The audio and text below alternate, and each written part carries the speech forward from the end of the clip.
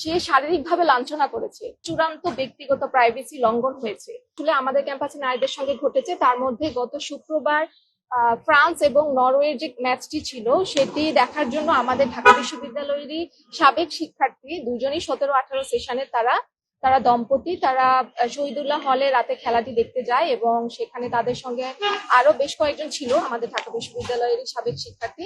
তারা যখন খেলাটি দেখতে যায়, ওখানে শহীদুল্লাহ হলের শিবির সমর্থিত প্যানেল থেকে নির্বাচিত শিবিরের শহীদুল্লাহ হলের সমাজসেবা সম্পাদক যার নাম সাজু, সে এবং তার দল ওই শিক্ষার্থী দম্পতিকে হেনস্থা করে এবং বেশ কিছু অপ্রীতিকর প্রশ্ন এবং পরিস্থিতির মুখোমুখি করে।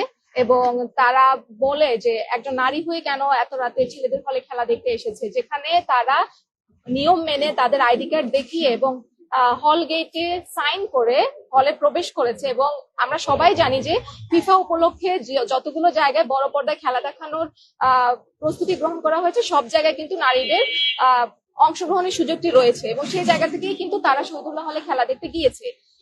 ওই জায়গা থেকে শহীদুল্লাহ হলের শিক্ষার্থীদের ভোটে নির্বাচিত একজন দায়িত্বশীল জায়গা থেকে ওই হলে সমাজসেবার সম্পাদক আমাদের নারী শিক্ষার্থীটির সঙ্গে যে ব্যবহারটি করেছে, যার জন্য সেই সময় তারা খেলা না দেখেই শহীদুল্লাহ হল থেকে বের হয়ে যেতে বাধ্য হয়। পরবর্তীতে আমরা ঘটনাটি জানতে পারি এবং জানার পরে আমরা আজকের এই কর্মসূচিটি ঘোষণা করি। এবং শুধু তাই নয়, গত শুক্রবার রাতে আরো একটি খুবই দুঃখজনক এবং উদ্বেগজনক ঘটনা ঘটে। সেটি হচ্ছে আমাদের বিশ্ববিদ্যালয়েরই এক ছোট ভাই তার বন্ধুকে নিয়ে কার্জনে নিজেদের মতো সময় কাটাচ্ছিল। সেই সময়ের ভিডিও ফুটেজ তাদের অগোচরে নিয়ে আমাদের বিশ্ববিদ্যালয়ের আরেক সিনিয়র, সেটা ঢাকা বিশ্ববিদ্যালয় মানে যেটাকে আমরা জনতার আদালত বলি, ঢাকা বিশ্ববিদ্যালয় শিক্ষার্থী সংসদ নামে একটা গ্রুপ আছে, সেই গ্রুপে দিয়ে তাদের প্রতি মোরাল পুলিশিং এবং নারী বিদ্বেষী কথাবার্তা, যতভাবে নারীকে হেনস্থা করা যায় ওই ভিডিওতে আসলে দুজনের ছবি স্পষ্ট দেখা যাচ্ছে। যে আমরা মনে করি এটা চূড়ান্ত ব্যক্তিগত প্রাইভেসি লঙ্ঘন হয়েছে, যেটি একটা বিশ্ববিদ্যালয়ে পড়ুয়া শিক্ষার্থীদের কাছে থেকে কখনোই কাম্য না। এবং শুধু তাই নয়, এর আগে ফুলার রোডে একজন বহিরাগত নারীকে মাঝরাতে ঢাকা বিশ্ববিদ্যালয়ের একজন শিক্ষার্থী যার নাম তুষার, সে শারীরিকভাবে লাঞ্ছনা করেছে শুধুমাত্র সে বহিরাগত হওয়ার জন্য।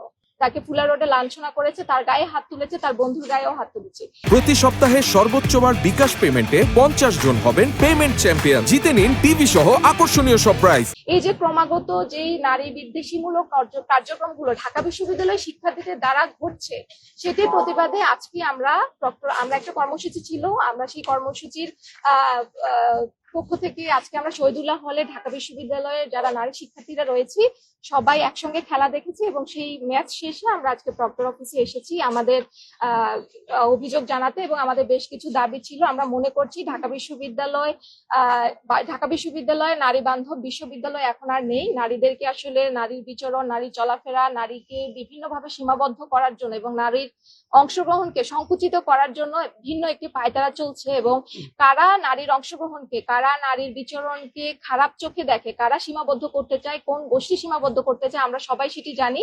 এবং সেই জায়গা থেকে আজকে আমরা বেশ কিছু দাবি প্রক্টর স্যারকে দিয়েছি। স্যার আমাদের কাছ থেকে কিছু সময় চেয়েছেন এবং স্যার বলেছেন যে স্যার বিষয়টা দেখবেন। এবং আমরাও বলেছি সেই নির্ধারিত সময়ের মধ্যে অভিযুক্ত যারা শিক্ষার্থীরা রয়েছেন তাদের বিরুদ্ধে যদি ব্যবস্থা গ্রহণ করা না হয়, আমরা পরবর্তী কর্মসূচির ঘোষণা দেব এবং একটা নিরাপদ নারী বান্ধব ক্যাম্পাস গঠনের লক্ষ্যে যা যা করা দরকার আমরা আসলে আজকে শিক্ষার্থীরা সেগুলো করবো বলে অঙ্গীকার নিয়েছি। তো আমরা 3টি দাবি আজকে প্রক্টর স্যারকে দিয়েছি। সেটি হচ্ছে উল্লেখিত যে ঘটনাগুলো ঘটেছে সেগুলো নিরপেক্ষ তদন্ত করে দায়ীদের বিরুদ্ধে যথাযথ ব্যবস্থা নিতে হবে।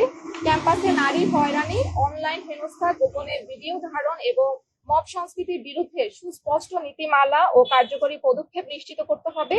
এবং তৃতীয়ত, ঢাকা বিশ্ববিদ্যালয়ের সকল প্রশাসনিক এবং আবাসিক পরিসরে এমন কোনো আচরণ বা সিদ্ধান্ত গ্রহণ করা যাবে না যা নারীদের প্রতি বৈষম্য সৃষ্টি করে কিংবা তাদের চলাচল এবং অংশগ্রহণকে অযৌক্তিকভাবে সীমাবদ্ধ করে।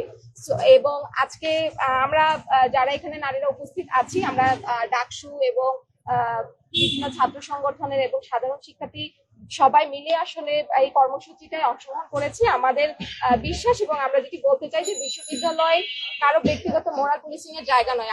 আমি আরেকটি কথা এখানে বলতে চাই যে আপনারা হয়তো জেনে থাকবেন, বেশ কিছুদিন আগে মানে বেশ কয়েক মাস আগে ঢাকা বিশ্ববিদ্যালয়েরই একজন শিক্ষার্থী, তার গায়ে ওড়না ছিল না বলে ঢাকা বিশ্ববিদ্যালয়ের লাইব্রেরির একজন অফিস সহায়ক মানে একজন কর্মকর্তা তাকে হ্যারাস করেছে ক্যাম্পাসে দাঁড়িয়ে।